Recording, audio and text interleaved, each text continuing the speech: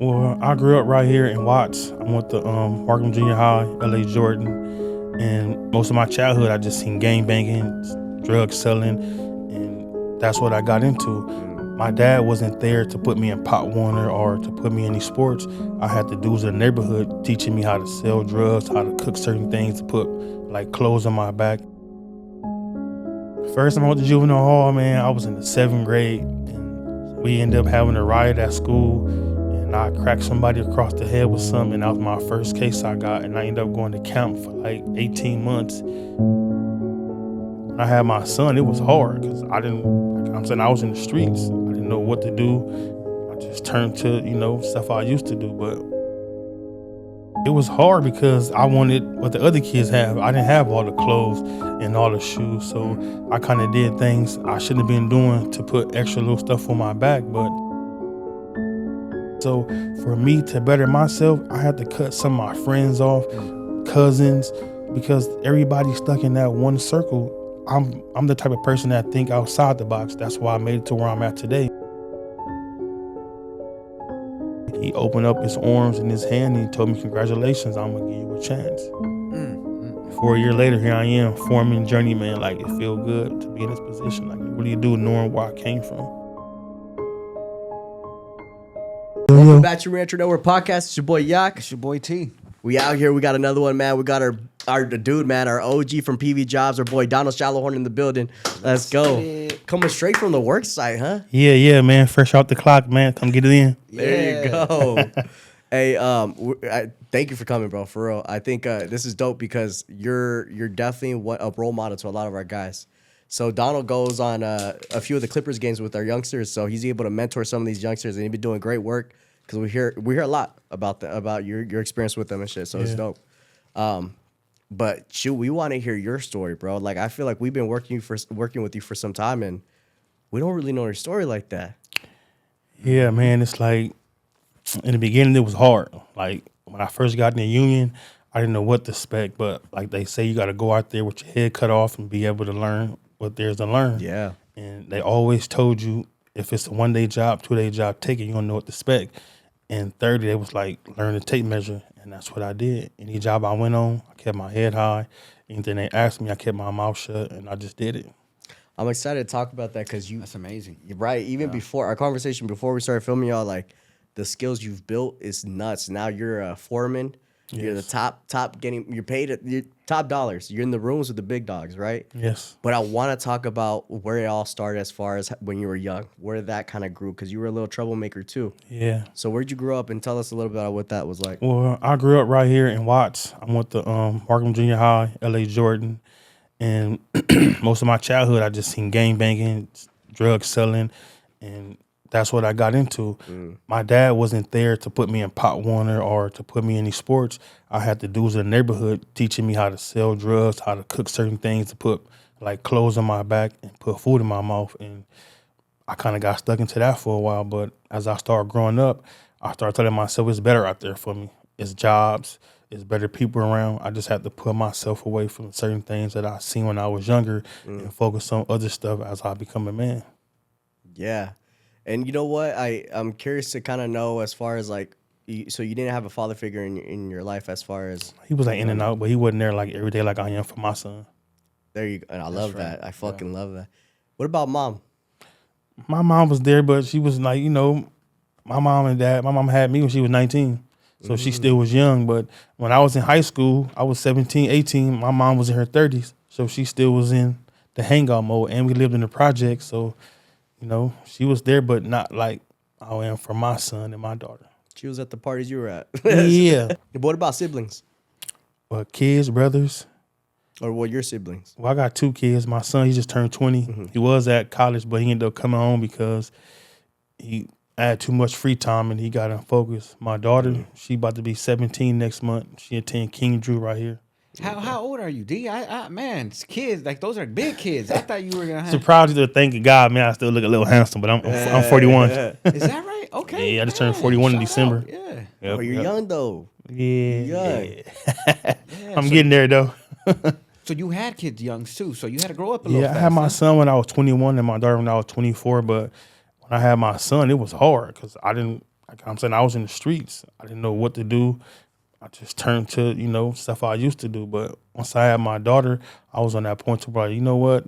I got 2 kids. I need to get my own place, give me one girl, and give me a good job. But still, when I had her, it was like kind of up and down because jobs wasn't like they were today. So that you noticed that big transition there. Yeah, I remember when there was a recession and everything was $5 because there wasn't that many jobs to get on. It was even people I know that's in the union today. They had to get out the union back then because there wasn't a lot of work. But once the work picked back up, they went back to it. Got you. So let's take it back a little bit to kind of, let's say, let's paint the picture to lead up to what eventually made you see the union as a real pathway to make it happen. So you grew up in Watts. What was it like growing up? Maybe going to school, 18 years old, up until that kind of route. What was that route looking like? Did you get busted in and out? Was that a reality for you? It was hard because I wanted what the other kids have. I didn't have all the clothes and all the shoes, so I kind of did things I shouldn't have been doing to put extra little stuff on my back. But I had cousins who were silver spoons, and it's crazy because most of my cousins who were silver spoons, as we got older, they the ones who turned into the problem kids, and I was turning towards the good side. But it's just that, at a young age, you want too much and you don't understand what life is. And as you get older, it start to slow down and come to you to where you tell yourself, you know what, I don't need everything. I just need enough to get me through the month, to get me through the day, to get me through the year. So as I speed down a little bit and pump the brakes, I just start telling myself, you just need certain things to survive. That's amazing. That's fire, man. I don't think we need to. We definitely need to touch on that more in general. The fact that the base of those transitions tends to be age, man. We phase out. People phase out of a lot of things, and all it is time. The hard part though is getting there, right? Yeah. Like getting to that 25, 26, 27. Most of the time, it's unfortunate. A lot of people in our community, they mess up before they even give themselves a shot. Yep. So we know you never actually went to prison, but you had some stints in and out the county, stuff like that. Yeah. Why do you think growing up in that environment and also seeing some of your homies and seeing childhood friends that probably got life and stuff like that, what do you think deterred you from going that route too, full force? Well, because as I was growing up, from watching movies and seeing some of my other cousins go to jail for the things they went for, I was like, you know what? I don't want to go to jail and see my cousins or to see my friends, even though it'd be like a reunion. It's like I don't want to be sitting in there with them wishing I was out doing what the rest of the people was doing. I mean, it was hard because, you don't want people to judge you and say you this or you that. So you do what you got to do to survive. But I want to be different. I want to buy a house. I want to get married. I want to have Thanksgiving and other holidays at my house. So I just turned my back a little bit and, went the other way. There you go. Basically starting that white picket fence life. Yeah. I mean, it's hard because like I tell my son, I was in a big crowd at first, but I narrowed it down because I realized being in the big crowd, everybody don't like you and they have their own reasons. So for me to better myself, I had to cut some of my friends off, cousins, because everybody's stuck in that one circle. I'm the type of person that think outside the box. That's why I made it to where I'm at today. I didn't want to belittle myself and like be stuck and be part of the environment like the rest of the people are. That makes sense, man. You were also going through the juvenile halls, right? Yeah. What was the first time you went through something like that? First time I went to juvenile hall, man, I was in the 7th grade, and we ended up having a riot at school, and I cracked somebody across the head with something, and that was my first case I got, and I ended up going to camp for like 18 months. And then when I got a camp from that, I couldn't stop. It was back and forth, be home for a month, be home for a couple of weeks, and I ended up right back in there. And once them judges get a tune to your name, as soon as they see you come in the courtroom, they already slapping you with some time because they like, oh, he learned this lesson. And then what made it more badder for me is I had an older brother, and the judges already knew who he was, so they felt that I was following his footsteps. And I remember the judge telling me my last time when I got to camp, he was like, if you don't go home and do right, I'm going to send you to CYA with your brother. And I was like, well, I don't want to go to CYA. I did enough time in juvenile, so I ended up trying to do better, like by playing football in high school. I went to a couple of junior colleges, but it didn't really work out for me because I had an attitude, and I just wanted stuff to go my way because I was trying to do right. So, I mean, at one point, I quit quit going to school because I went to Southwest for a couple of months. And then I gave up on that. But once I actually put myself away from the streets, I went back to Southwest. I graduated and I ended up transferring to Dominguez Hills. And I was trying to do criminal justice, to work in the juvenile hall, because I wanted to work with the kids. I wanted to get them that feedback that I got from the guys who I seen come in, who were telling their stories on Sundays and who were trying to be mentors to us. I remember all those things, so I want to put myself in that position so I can give them that feedback and be that mentor. Fuck, that's beautiful. That's amazing that you already had that in you, man. Yeah. You didn't have to go through much. You already kind of knew what it was, the reality of it. Right. Yeah. A lot of people don't like to acknowledge it. Man, there ain't really nothing there going that other way. Ain't nothing there. I'm curious to ask something too, Yeah. because you mentioned that there's judges that were even thinking like you were following your brother's footsteps. Do you feel like you were trying to prove something with that? Like if your brother was kind of doing that same path as you were you trying to prove something with your brother or no? Yeah, I want to be like my brother. You know, little brother want to be like big brother and do what big brother do and get all the girls and have all the cool friends. But like I say, all that stuff is like a painted picture. One day it'll fade away because a lot of my friends that went to jail for murders and robberies and stuff, around that time their name was ringing, they was feeling good. But 15, 20 years later, their name not even ringing no more because it's a whole new batch of people that was out here doing what they doing. So it's like either you have that fun and get caught up, or you wake up and start telling yourself, I gotta do better. I gotta do better. That's it. That's the cold reality there. People forget, you know, they done forgot about it. You know, if those dudes come out, it's been 20, 25 years, 30 years, you know, Yep. a whole new generation, you know, and I bet you they think about it every day. Like, man, I could have been out here living life day by day, but instead I just was in a time capsule for all these years. Yeah. I remember being 21 and we was watching a USA football game, and I was telling my homie, like, man, we just got out of school and all of a sudden I'm 21 like that fast. He like, man, I'm 31. I was just 21 10 years ago. And when I hit 31, he was 41. Now I'm 41, he's 51. That's crazy. And it's like he's still in the streets at age 51. It's like, what are you missing out here? We've been doing the same thing every 10 years, every 5 years. What are you getting out of having kids by young girls, still being up in the spots, still want to sell drugs? Like, it's other things out here. If you know how to cut them things off and kind of veer to the right, you will see better. Yeah, no, I 100% agree, man. One of the things that we definitely want to highlight, man, is kind of like your pathway into becoming a journeyman carpenter. So fresh 18, you grew up in an environment, you kind of knew that you didn't want to go that route 100%, right? Because, I mean, shit, ain't nothing but life and all the whole thing that comes with Yep. it. What were some of the things job-wise or moves that you were doing with the school and all that were made you change that pathway, or you knew, I think construction's going to be it? Well, I was working at the airport and I was pumping gas in the airplanes. And I was like, right? That's actually pretty tight. it's pretty tight, but it's like you got to smell the fumes from the jet engines. You got to smell the gas. And it's like, it's not a 20, 30-year job that I wanted. But I ended up getting fired from that job behind some little petty stuff because I was young, had an attitude. But when I got fired, it made me come back to PB Jobs because I went to get a haircut one day and I seen a picture on the wall saying PB Jobs 3-week apprenticeship program. I'm like, you know what?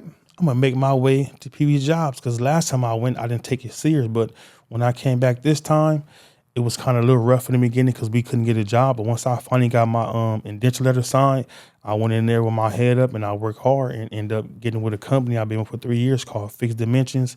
We installed kitchen cabinets, and like my boss told me in the beginning, like, have you ever been in leadership? Have you ever ran anything? And I was like, no. And he was like, prepare yourself for it.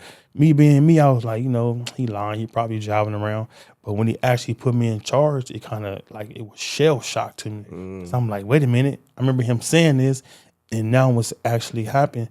To actually be foreman now, to do my 4-year apprenticeship program, I just journeyed out about a week ago, but to actually go through the whole 4 years and make like friendships with the teachers and other BAs out there, they were trying to put me to be that way. And I was like, nah, I'm gonna focus on being a foreman and try to run the job site. So it's just like a good experience, man. Like, Good experience. just put a smile on my face to actually, to feel that I'm doing something better, or I can drive by a building and tell my kids, Daddy helped do that. Daddy helped install them cabinets. Like, it's a good feeling to say you did something other than the stuff in the streets. That's fucking dope, man. And knowing that stuff is everlasting, man, it's gonna be there for years and years to come.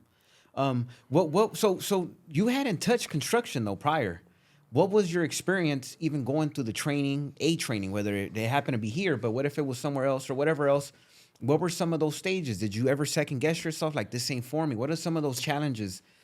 At first, I was doing concrete, and me being a big dude, they expect me to hammer 20, 30 nails at one time. And in the beginning, I ain't gonna lie, I couldn't hit a nail for nothing. It was hard because people are always watching you, and they expect you to do this and that. And my boss put me to the side one day. He was like, "Hey, man, you're gonna be a badass carpenter." I'm like, "How you know?" He said, "Because you learn fast, you pay attention, and you ain't never turning down nothing they tell you to do." So within like probably 2.5, 3 months on the job, my boss was like, "Everybody stop what y'all doing. Look at Donald. He done turned into a badass carpenter." Because I went from missing to nails to where I was knocking them in on 3 hits. No shit. Yeah. Damn, I see like videos of that constantly, like TikTok and stuff like that. And you know when a dude has that experience, they give it like a little light tap and they work on the second nail, then they go back and that nail goes in, and they're moving like it was a machine, you know? Mm-hmm. Once you get that strike and you learn how to tap it, you're gonna beat your fingers up a few times. But once you don't want to hit them thumb and that first finger no more, you give it that 2 tap back off, and then you come with that nice little swing for it. Man, I feel it. That's cool. What were some of those things as a first stage apprentice that you have to go through that the next man may go through, and they may be like, "Fuck this," but you withstood that. You know, you went through it. Let's see. In the beginning, you get the paper signed to be a carpenter, but they don't tell you your first period and second period you're gonna be pushing the broom all day. So it was more of clean up than learning. So what I did was every time I was pushing the broom, I try to get rid of my work real fast so I can jump on the other crew and see how they was doing this and how they was doing that. So when my number was called, I was able to do it. So it's like I wasn't trying to always go out there and outwork nobody. I just went out there and did my assignment so I can get another assignment. And my boss said what he like about me is I don't look to do certain things during the 8 hours. I look to do it all. And when you're that type of person, you stand out more, and they make you like come to the next job site. You ain't got to be asking, "Oh, when is the next job? Am I going to go to the job?" Because people ask me as a foreman. I'm like, look, if you want to go to the next job, always be on time, never complain, and do a little more than the next person, and it make you stand out. That's huge. That's man. facts right there, That's bro. huge. And just thinking about it, easier said than done. You know, For real. I'm sure it's hard, a lot harder than you're. It's hard, man. It's hard because you're gonna have a good 6 months homework, and then you can be off sitting at home. But like I say, the more you pay attention, the more you keep your head up and keep your mouth shut, they're gonna be willing to teach you stuff. Because before I got in the union, I didn't know how to use a skill saw. I didn't know how to use a table saw. And I was on this one job as a laborer, and I was asking people to teach me certain things, and nobody wanted to. And this Hispanic dude who barely knew English, he came up to me and he said, "Brother, I'm going to teach you." And I asked him why. He said, "Because you eager to learn. It ain't too many people that's asking, teach me this, teach me that. They want to do little. He like, you want to do a lot, so I'm going to teach you everything." So like I said, when I got in the union, I was a little bit shaky, but I still knew enough. But I didn't want to go out there as a first period and make it seem like I was a journeyman. Do you think that's where a lot of people get it twisted? They try to do that. Yeah, they try to go out there and think they better than the next person and not get them fired from the job site. You just got to go out there and be calm and just be willing to learn, because it's always somebody that know more than you. It's like they say, it's 1,000 ways to skin a cat.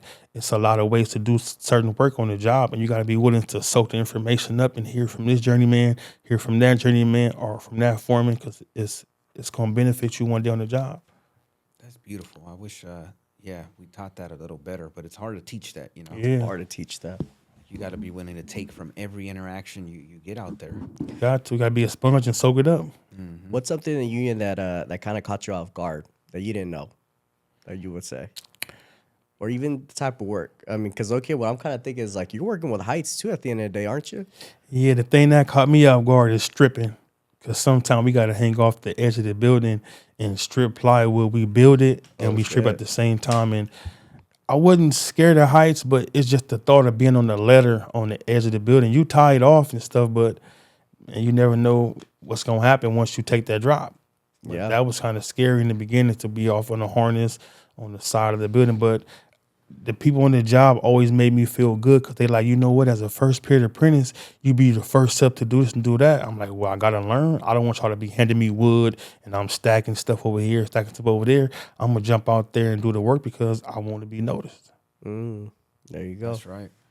Do you think no, you know what? My question that I had in my mind was, how old were you when you started your carpentry journey? I was 38 or 37 going on 38. I just made 41 a couple of months ago. Nuts. So you really took life to figure it out. You took a nice journey, figuring it out, doing different things, and ever since we met you and you got into the construction game, that passion's been oozing from you, man. So we know that the beauty of finding something you're passionate about, whether it's fresh out of college or high school or camp or jail or prison, like a lot of our guys, or years later where you're just figuring it out, right? It's never too late, too early, right? Yeah. Yeah, I love it so much because before I had a job, I always heard people say, "Oh man, I gotta go to work. I'm tired of going to work." So when I actually got me a job, I was like, "Well, what the hell they talking about? They don't want to go to work." I love getting up, going to work, not only to just make the money, but to actually see my work being done, to slap up those cabinets or to build a form or something. Like it make me feel good to see myself actually doing something and actually building something. It just light me up inside. Hey, that must feel good, man. Because I'm not gonna lie, I feel good when I finish the whole Lego set. I can't imagine doing cabinet or like doing Yeah. carpentry work. It's just like, damn, look at that shit. That shit's done. Like that shit looks fire.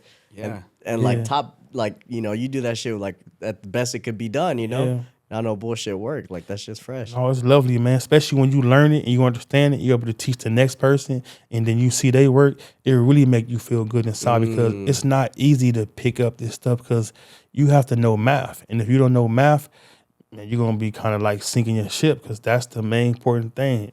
So you got to learn the math. You got to know how to do layout because that's the first thing on the job. Once you get the layout down packed, everything else just fall in place. What can you touch on what the layout is? Well, layout is to make sure like our forms gonna fit or make sure a cabinet's gonna fit because they give you the blueprint and it say it might be 100 and some like inches or 100 and some feet before you can put your cabinets or you can build your slab, but you have to do the layout to make sure that that is going to fit there. If you're gonna do the layout first and you start building, you might have to tear it all the way down just to get it right. And I've been on job sites when stuff like that happened. They built it the wrong way. They was like an inch or two off, had to tear the whole wall down and rebuild it again. And that's like wasting the company money. And that's another reason why a lot of people be on out of work list because they butchers. They get on the job site and they butch up the wood to where like that. people I don't heard want them on the job site no more. So they be on the out of work list for a long time. I never heard that term. They're butchers. I get it. They kind of had that let's get it done, let's fast work, when sometimes quality, man, quality Yeah. trumps that, you know? You gotta plumb level and square to make sure everything right. Because once you plumb level and square and your thing is built, that's when the inspectors come in. So if your stuff is not inspector ready, you causing the job money, and they don't want nobody that's causing them money. If you causing them money, first thing they do, they check you. And it'd be hard to get a job because the first thing they're gonna say is, "Hey, don't hire that guy. He be bushing the wood," or "Don't hire that guy. He don't work hard enough," or "Don't hire that guy. He is slack on his work just to keep some money in his pocket." Because once the job slow down, people tend to slow down. But like I try to tell people on my job site, don't slow down. Go hard. Push yourself like you was in the beginning, because that's gonna determine if you go to the next job site with me or not. That's huge. That's huge. I'm interested though. Not everybody journeys out and goes the foreman route, Right. Whether because they just don't have the acumen or the whatever, right? There's just not. They don't want the responsibility. Yeah. That's another. Even if you're able to interpret blueprints and do all this, some people don't want that overhead. They don't want to be responsible for all this Yeah, stuff. they don't want to do the paperwork. They don't want to answer emails and stuff. I remember when I had the airport job, I said go from 5 in the morning, get off at 1:30, rush back to the house, get dressed, and go run to the hood.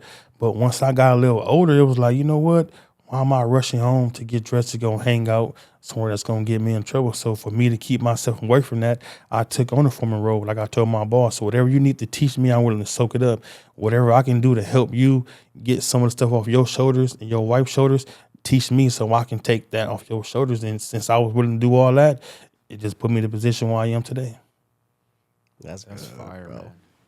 man. What are some of the key differences doing your work as a journeyman to now being the foreman, or some of the headaches? What are some of the good things? What a good thing is, you always got to take passion in your work, because after you put it together, it's always going to be somebody that comes see it. And you don't want nobody to come in and criticize your work or always saying they better than you and they could have did this better.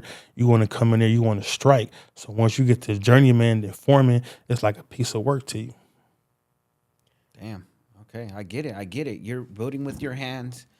If you're not driven by your work, the quality of your work, then there's really no outside factor that's going You gotta on. love what you do. And it was a guy I met in concrete, and he ended up turning the finish like me, and I gave him a chance on the job. I laid him off at the end, but I told him on the next job, you gotta take passion in your work, because sometimes we cut with the saw, it chips some of the finished work, and if you chip up the work and still put it together, that's telling us as a company that you're not taking your work for passion. Because when we do our work, we want to look good and stand out. Because you look good and stand out, it make the companies want to take you as a whole and bring you to the next job instead of my boss going in there to bid for the job. So we try to tell people, you make us look good, it keep you on the next job. You make us look bad, ain't no job for you. So it starts from the bottom. Even from my boss, his big thing is cleaning up. Because you got the people around the jobs who always coming and looking and checking things out. But if we always got the stuff clean, they don't got nothing to complain about. Yeah. Makes sense, yeah.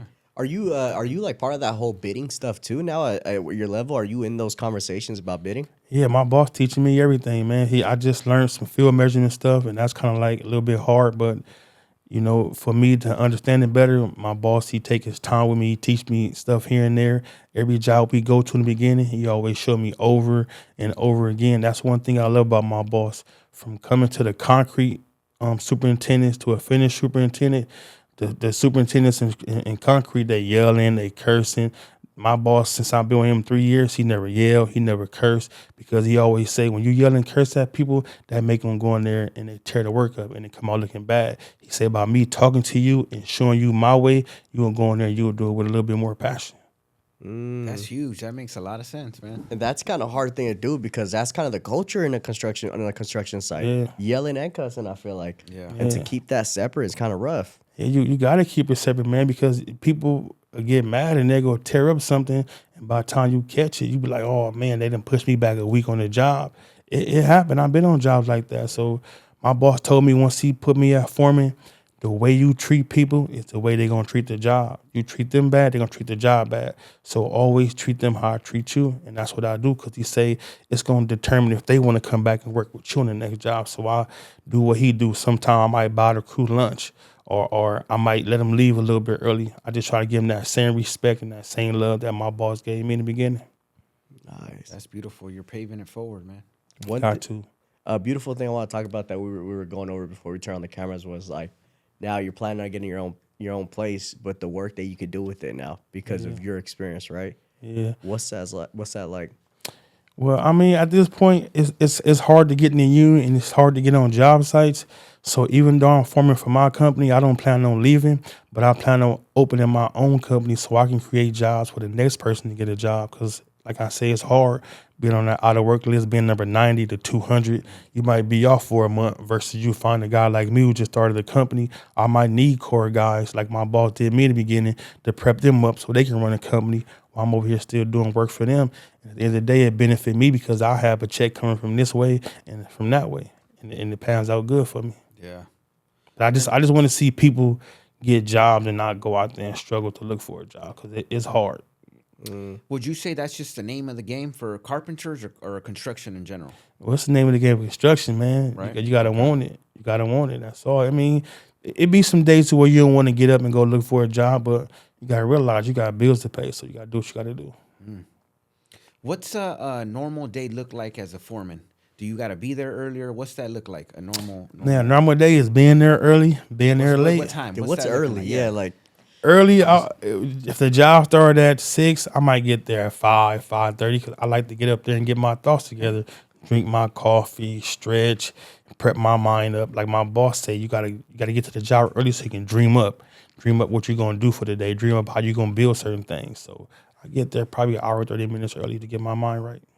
And then from there, what is it? You go in there, check the sign-in sheets. Yeah, I go in there and check the sign-in sheets, make sure people signed in, checking people, make sure they coming on time, making sure material where it need to be. So when my crew come in, it's right to work. It's not walking around looking for this, looking for that. Because you got people who come on jobs and they take like 30 minutes to get ready versus that guy that clock in at 6 and 6:05. You hear that drill going off, putting the cabinet on the wall. Do you have to be on top of that? Or Yeah, you got to be on top of that, man, because if not, the company losing money. You don't want nobody on the job BS and losing money. You want that person that's going to make you money. damn, you would think they would look around and get the hint. Like, hey, this ain't the type of company where we're just lollygagging. We be in here. Man, they get the hint, but at the end of the day, you got them guys that like through their shoulders, they don't care. It's some guys who be ready for 2 checks because they don't care.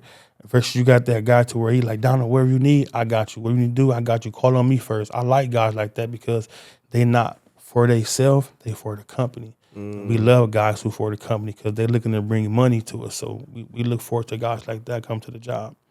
That's amazing, man. I want to talk about the reality, right? Or not the reality, but one of the big things that everybody probably wants to know, the money part, right? How much on average is a foreman making? Right now, it's like 52 and some change. And that's with OT, that's just like regular time. Now with OT, it go from 52 to like maybe $80 to $90 an hour. God damn. What the It's a pretty big pay scale, but at the end of the day, they hit us with the taxes. But Yeah. I'll still be happy to get that check at the end of the week. That's a fat check, bro. Yeah, Like, yeah, that is yeah. fat.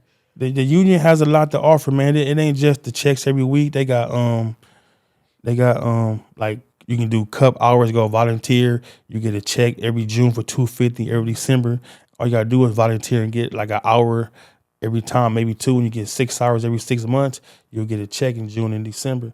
And they got it to where you can go to the union and volunteer, and they pay you like $100 just for coming out. It's a lot. And we give vacation checks July 1st, December 1st, which be like $4,500, maybe $5,000.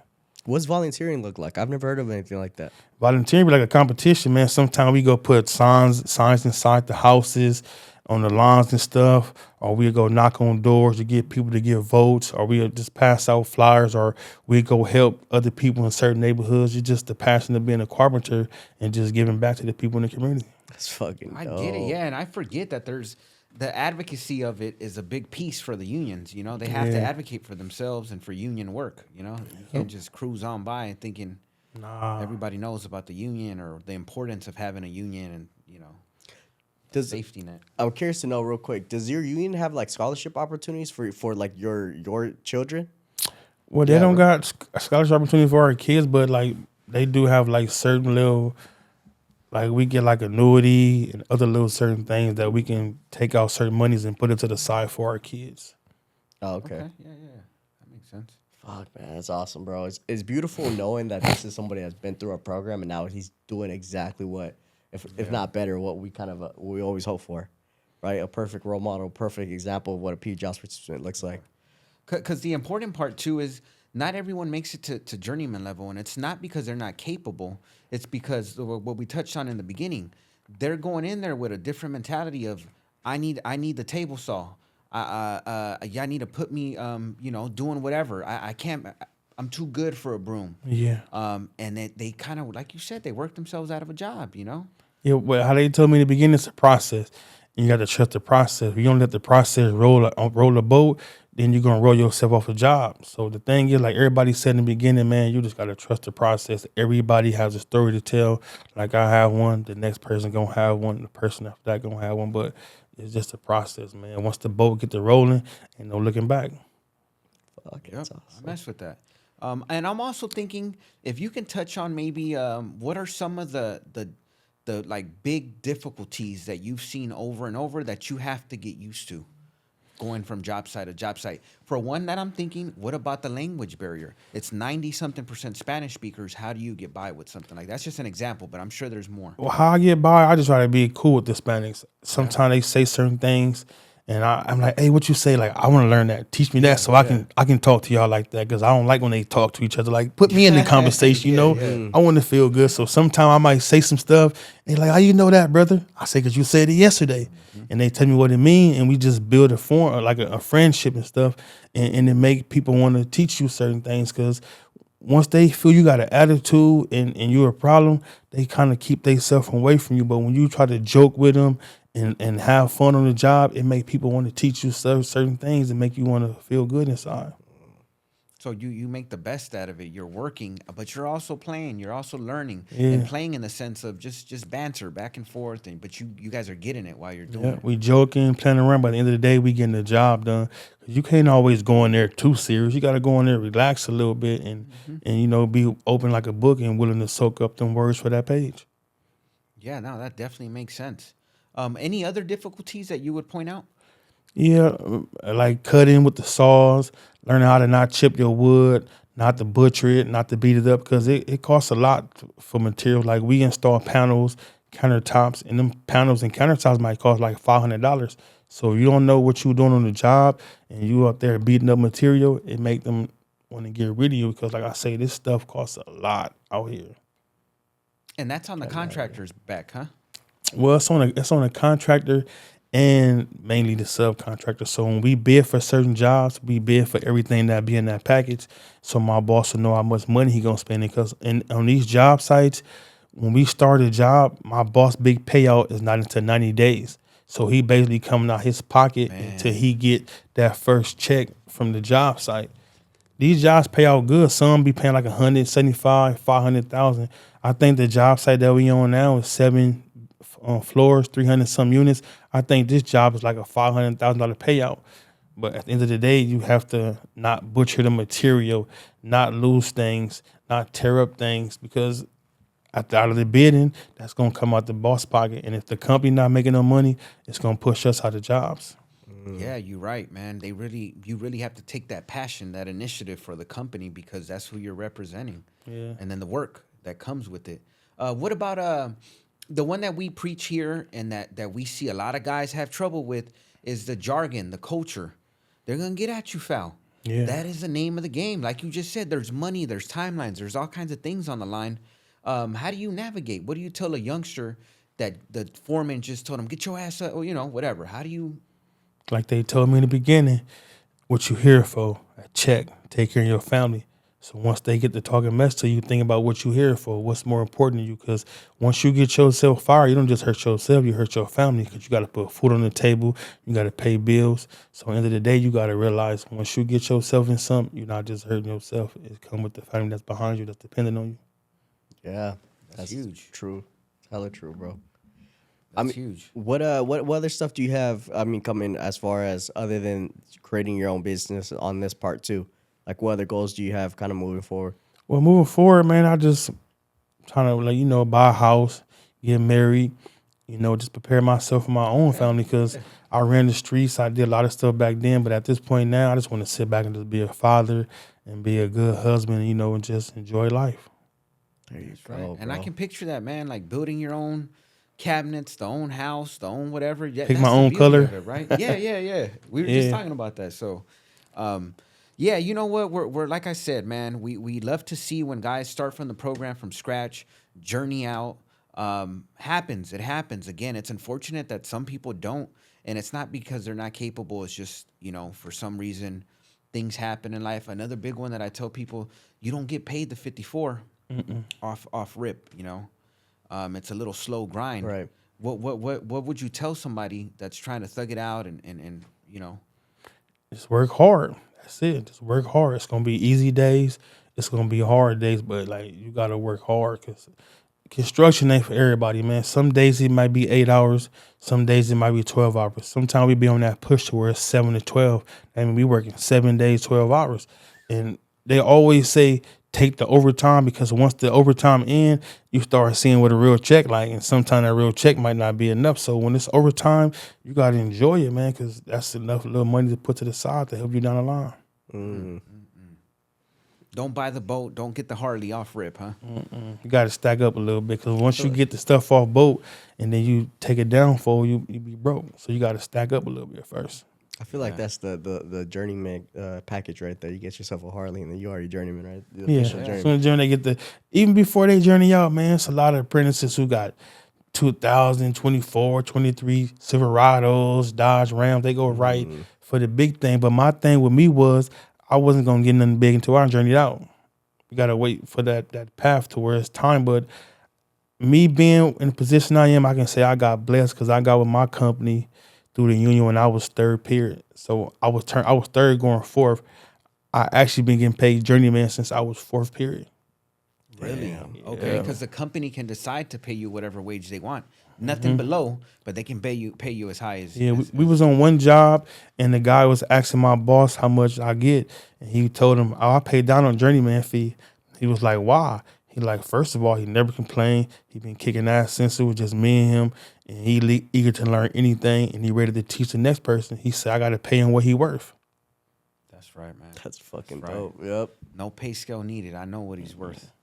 And you know, it was crazy. I remember meeting. I think you were a fresh union dispatch when I met you at that one project. Yeah. And it happened to be with Adam and everything. And you know, it's good that you're still 2 years, at least 2 years. It's been 2 years from that. Yeah, 2 years with that. Been with Adam 3 years. And you know the crazy thing is, I actually got dispatched from PB Jobs with Adam. That's what it was. Yeah. So that's how I remember. And I was like, he's our guy. Bring him on the site. He'll count. I know he counts because he went through the program, you know? Yeah. I thought you already had been there. You guys had kicked it off and you were part of the crew already, man. And it's a dope thing to see that you're still with that company and again, you not only did you journey out, you're a foreman, man. And that is, it's crazy, man. We don't run into the foreman status too often. Oh no. No, it's just a blessing from God, man. Once he see you doing good and you striving, he gonna open up doors for you. But when them doors open up, you gotta be willing to realize, like, hey, this is a blessing. So when my boss was telling me that he was gonna make me a foreman one day, I was looking at him kind of funny, but I still was waiting for the opportunity to come. And when it did, he gave me the green light, and I took over. I actually just sponsored 2 people from PB Jobs probably about a month or 2 ago. And to even sponsor somebody to put a change in their life, that made me feel good, man, because I actually got a chance to even sponsor somebody and to see them get on the construction site. It just made me feel good inside to do that. Yeah, no, we appreciate it too. That's huge, man. Like you just said, you literally just changed someone's life, you know? And if they can take it and run with it and understand that you have to solicit your work sometimes, you have to go get it. The hardest part has already been done, getting into the union. Yep. You already got your UBC. Now the rest is on you. Yeah, You know? that's the hardest part, getting that paper signed, man. But once you get that paper signed, it's all up here from there. You just gotta be willing to get up at 4, 5 in the morning and take that drive to get to work, man. And once your body get used to it, you know, it feels good. Because in the beginning, it'd be hard to wake up at 3, 4 in the morning. Imagine, bro. That's the middle of the night. But like I say, once your body get used to it and you see them checks rolling in, you get up before the alarm. You don't even need no alarm no more. Your body be alert to getting up at that same time every day to go get that check and to go put your work in. On your days off, what time do you wake up? Same time like I'm going to work. Man. I get up, go to the gym, get my coffee, and I work out. Like, I can't sleep in no more because at that certain time, my body get up. Even if I do try to lay down and go to sleep, it might be for 20 more minutes. So I just get up and get my day started. You know, I didn't even think about, is traveling something you've been doing too? Yeah, ever since I've been in union, my job has either always been an hour, 30 minutes away. But me, at the age I'm at now and what I want in life, I just go do it. I'm not looking for no handouts. So I get up and I go take care of my business. But like as far as like with the contractor, they taking you guys places? Because I know for other unions, like there's jobs in San Fran, there's jobs in Alaska, things like that. Yeah, I've been to Washington in August last year. I've been to Fresno, San Diego. Like next week, me and my boss going to a 3-day job to do a house in San Diego. So we'll leave Wednesday. We'll come back on Friday afternoon. So yeah, it's been a lot of traveling. Okay, that's cool, man. That's something I want to highlight too. You know, the opportunities to do something like that. It's great. It's dope. I think it's the first time we ever really gotten like someone that's for a foreman level or journeyman, but foreman level too in any kind of union. Yeah, and that's why we wanted to do this one a little different, you know, a little bit of the background, but mainly like, man, just highlight what you're doing now. Because again, not only do you come back and constantly give back, you're sponsoring some of our dudes in, man. You're eyeballing them, you screen them, you know who you want, which is beautiful, man. Yeah. You know, because they're gonna work side by side. We could tell you all we want, but I love the fact that you're like, I need to talk to them first. Because they're going to work with you. They're going to be side by side. I got to make sure that's what they want, man, because people can say, yeah, but once they get on that job site and we be on our feet 4, 5 hours straight, they be ready to give up and sit down. We had a guy on our job site, and every time they got like a little smart break, he was like, hey, y'all, let's kick back. And my guys was like, kick back? Like, it's more work to do. Let's do this. Let's do that. Like, we don't want to kick back. And, it be some weird, funny days, man. But you just gotta like weed out them certain people and keep it pushing. That's it. 100%. Yep. It's good to know then that is always being looked at. So you can never take it easy, you know. You never know who watching you. They tell you that. You never know who watching you. So you just got to keep working. It was times I've been on job and I was working because I'm a foreman and I still like to get my hands on. It was times I didn't walk around and seen some of my guys not even doing work. No, I give them a chance or two, but if they not on their stuff, I got to let them go and bring in the next guy that's willing to work. Because I always tell my guys, it's somebody out there that wanted more than you. Please don't let me fire you and bring them on. I'd rather see you here. I'd rather see you work. I'd rather see you pay attention so you can take that check, get it, and go home and take care of your family. Hey, how is that? Letting someone go. You handle that? Yeah, my boss, he don't really like to fire people because he like a little sweetheart. He not one of them hardcore guys. So he put me there to do the dirty work. So, I don't mind. I walk in That's there. right, yeah. I walk in He's there like, and tell him like, no hard feelings, job coming to an end, or you wasn't cutting what we cut, so we're going to let you go. Shake their hand and give them their checks and tell them I'll see them on the next job. That's it. That takes a lot too, bro.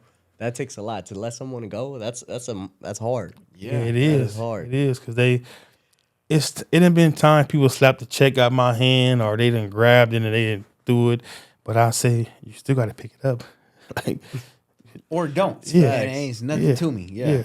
But it'd be crazy because once they do that, it lets you know that they was just here for the check and they wasn't here to learn how to be a carpenter. If you here for the check, at the end of the day, you wasting our time because we want people that's here that's willing to work and to work hard.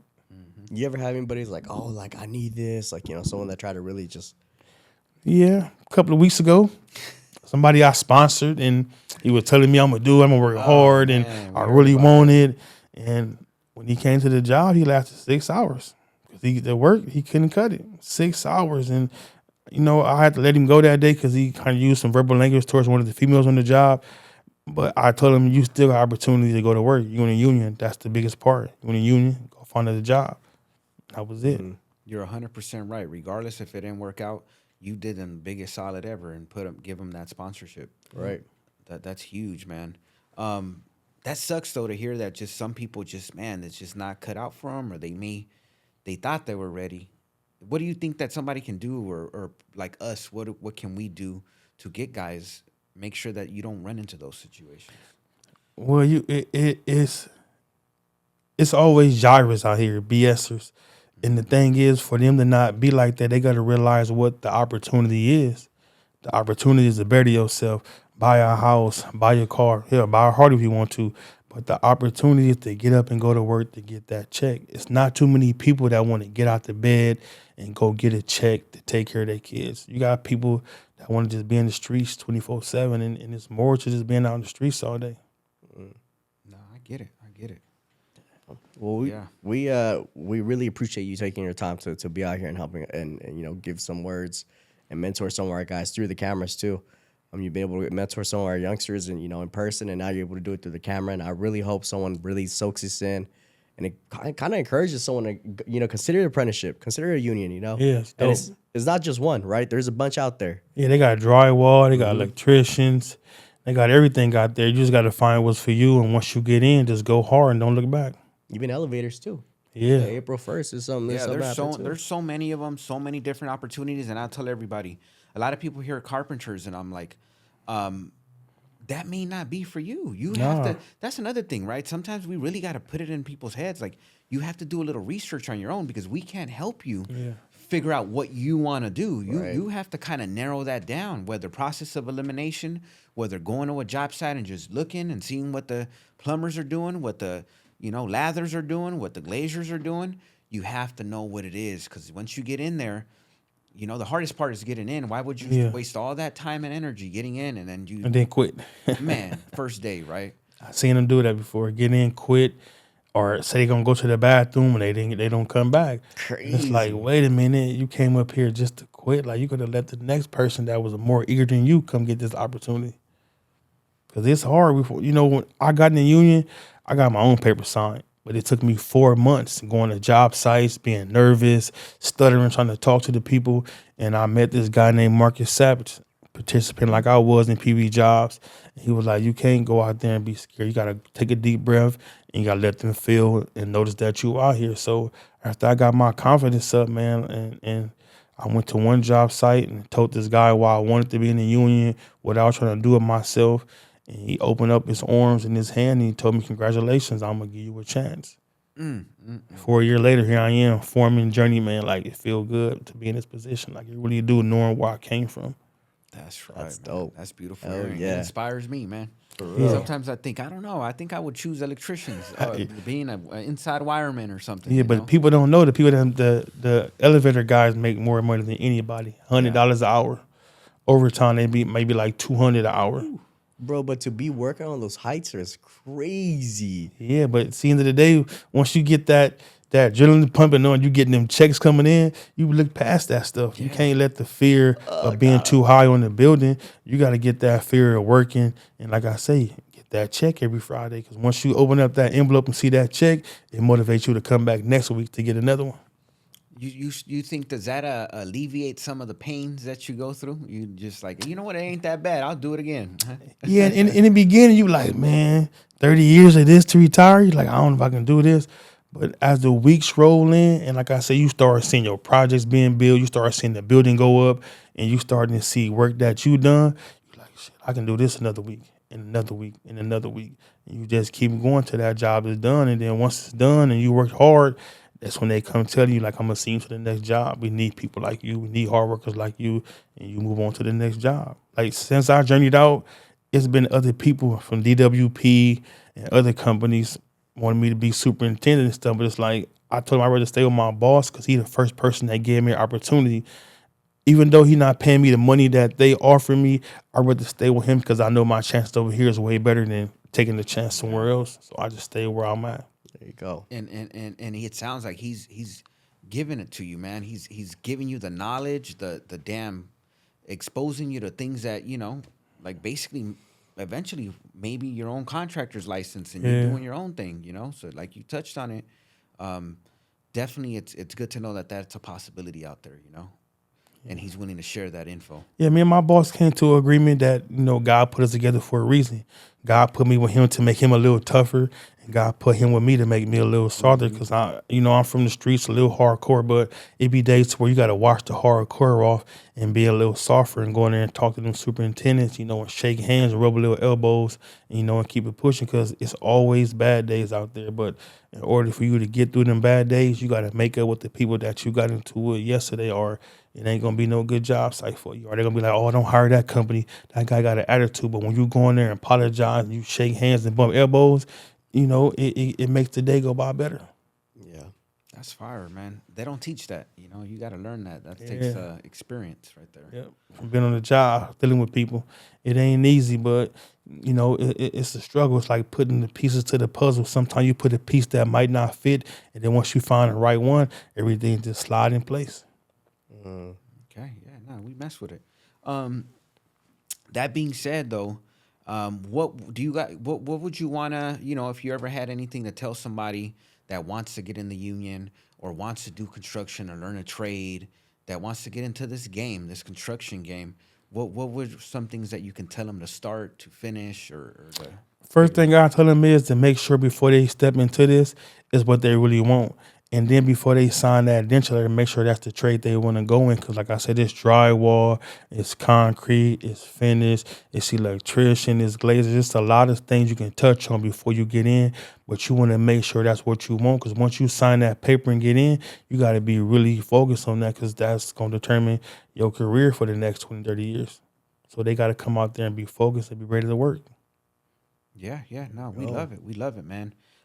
So again, with that being said, this one was a little different. We really just wanted to highlight our boy Donald, man. Again, seeing him day in, day out for a few years, off and on. You always show up, give back, and then hearing now you done journeyed out, been a foreman. We're like, we got to get you on. Let's get you on and just share a little bit of it and highlight some of those things that you're doing. With that being said, unless you got something else, B, what we doing? Shit, like, subscribe, comment, man. All that good You got stuff. anything you want to share as far as like business wise or anything, social Instagram, media, anything? Yeah, man, just get focused, cut people off, move forward. We get one life to live. You can have a downfall life or you can have an uphill life. And at this point in my life, it's all uphill because I want to do better. And, we ain't going to change the world overnight. But for me to get in a position to start my own business, that's a step right there for me and seeing the world being better. There you go, man. 100%, man. It's knowledge you can't get in school. Nah. But with that being said, like, subscribe, all that good stuff. Reentry Network Podcast. Appreciate y'all. Yo. Out. Salute.